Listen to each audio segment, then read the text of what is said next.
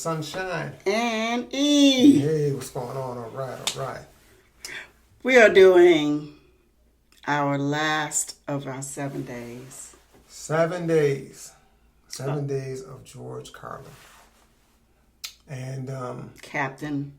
I call him George Captain. Carlin. Some people call him the conductor. So either way, he's in control. That's what those guys do. And so we're going to end this one looking at the, when we just first brought it up, it looked like he's a little older in age. So I guess it's fitting that more of the later stuff would be the one we end up with on day number 7. Because this one, he looks, from the back of him, it looks like he's the oldest that we've seen so far. I don't know. Yeah. We'll see. Mm-hmm. Yeah, but this one is on pride. Pride, okay.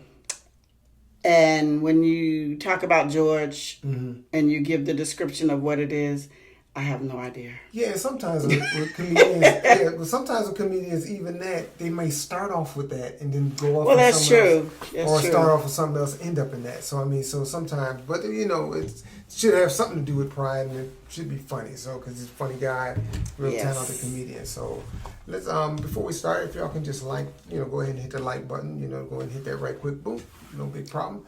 And then that's right. And then hit the subscribe button, and when that little bell pops up and shakes around, boom, hit that bell. And then also share. If you hit that share button, you got all different kind of mediums that you can, or different ways you can share that video. Email, text message, anything, just to push the button. So look out for us and do that for us if you can. But go ahead and hit that like button right now. I'm sure you're going to like it. But this is day 7, George Carlin, and it's Pride. You ready to get it? Let's go. Pride, here we go. Shoot. Not important to get children to read. Children who want to read are going to read. Kids who want to learn to read are going to learn to read. Much more important to teach children to question what they read. Children should be taught to question everything. To question everything they read, everything they hear. Children should be taught to question authority. Parents never teach their children to question authority because parents are authority figures themselves, and they don't want to undermine their own bullshit inside the household. So they stroke the kid, and the kid strokes them, and they all stroke each other, and they all grow up all fucked up, and they come to shows like this.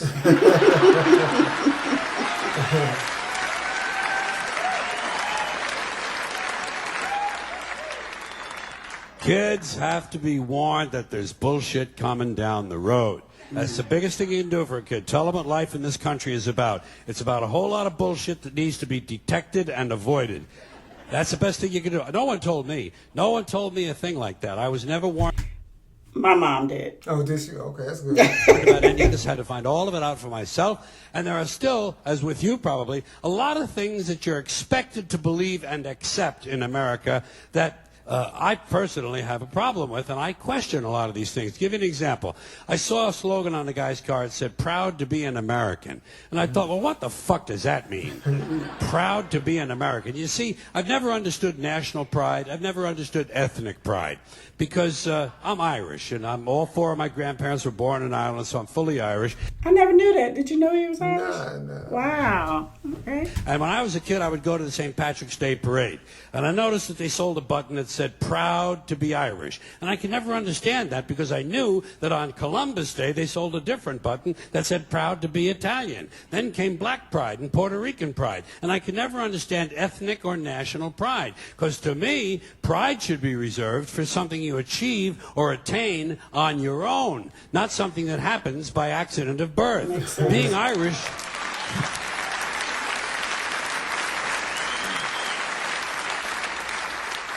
Being Irish isn't a skill.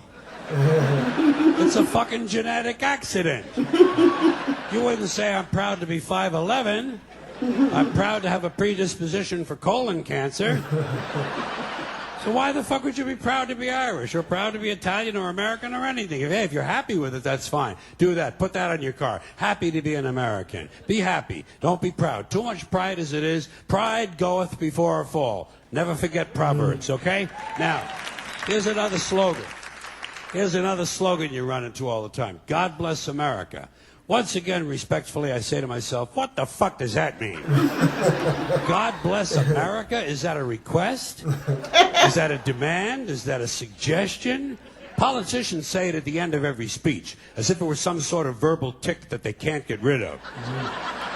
God bless you and God bless America. God bless you and God bless America. I guess they figure if they leave it out, someone's going to think they're bad Americans. Let me tell you a little secret about God, folks. God does not give a flying fuck about America, okay? He doesn't care. He never cared about this country. He never has. He never will. He doesn't care about this country any more than he cares about Mongolia, Transylvania, Pittsburgh, the Suez Canal, or the North Pole. He simply doesn't care, okay? He doesn't care. Listen. Hey, there are 200 countries in the world now. Do these people honestly think that God is sitting around picking out his favorites? Why would he do that? Why would God have a favorite country? And why would it be America out of all the countries? Because we have the most money? Because he likes our national anthem? Maybe it's because he heard we have 18 delicious flavors of classic rice-a-roni. It's delusional thinking. It's delusional thinking, and Americans are not alone with these sort of delusions. Military cemeteries around the world are packed with brainwashed, dead soldiers who are convinced God was on their side. America prays for God to destroy our enemies. Our enemies pray for God to destroy us. Somebody's going to be disappointed. Somebody's wasting their fucking time. Could it be everyone?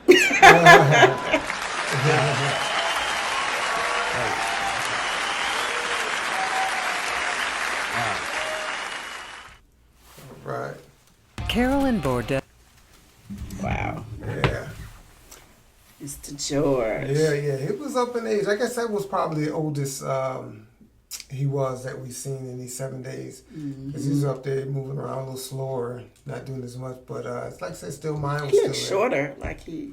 Oh, well, that's what they say. As you get older, you kind of, I think it's because of the, I don't think it's like 5 or 6 inches or nothing. I think it's just a little bit where it gets with the spine and everything they say. But yeah, that's 7 Days of George, man. Like I say, good, solid comedian. Did good, like that 7 days. Had a lot of material to pick from, I guess, because it was all over the map. So I like that too. So that was 7 days. So, and if you haven't seen the other 6 days, like I said, just subscribe and you go back and watch them.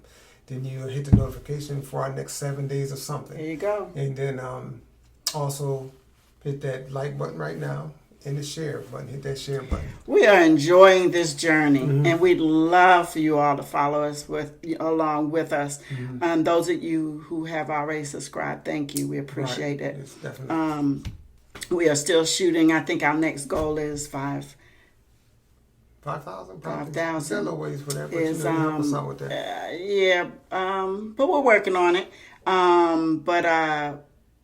I've definitely enjoyed what we're doing. It's nice, and the bringing different music and cultures and different to the forefront of stuff that I hadn't, been privy to. Because, like I said, I've heard George Carlin, but I never really, really heard George Carlin like this, until I started doing this. And because a lot of times when we're out and we're listening to, like we go on a certain channel, sometimes they got a certain select comedians that they put on there. So you kind of hear them over and over again. Usually like with ones that's been hot in the last 5 to 10 years. That's what you get. So you almost have to go and search for, more of these seasoned comedians. And so I'm glad we did get turned on to this. Like I said, people that's kind of above us helping us out, they threw this down and said, "Oh, check this guy's out," and it worked out good. So it worked out nicely. So that's like, as I said, 7 days of George Carlin. We'll probably do another 7, but we got some other stuff we want to get into too. And we got some newer stuff we're gonna do, and like I said, we'll be pushing it out here in a little while, and we're sure you will enjoy it and have fun. But until next time, really just like, subscribe, hit the notification bell, and share. And I do believe that's it. that is it. Thanks for following Sunshine and Ease.